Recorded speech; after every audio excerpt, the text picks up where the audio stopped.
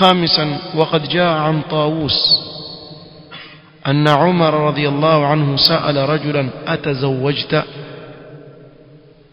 sikia Umar amuuliza bwana mmoja ushaoa wewe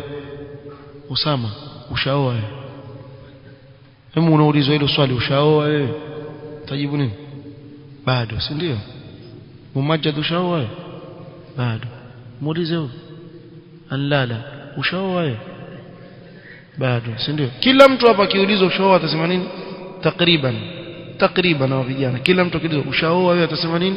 bado hasikiliza basi sikiliza makini wewe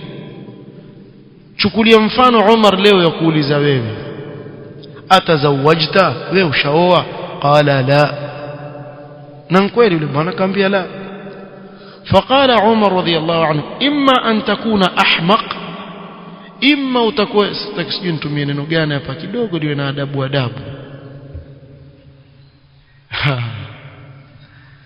wajua ahmaq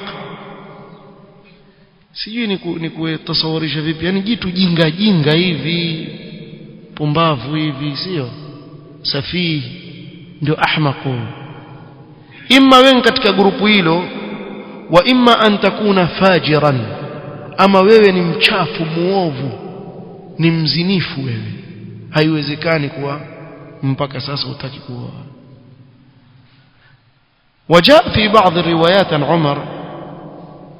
hii kidogo ina takhfif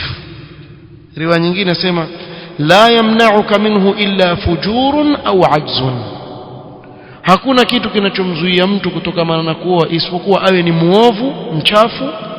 au hawezi jambo la ndoa hilo huwezi kumlaumu mtu hawezi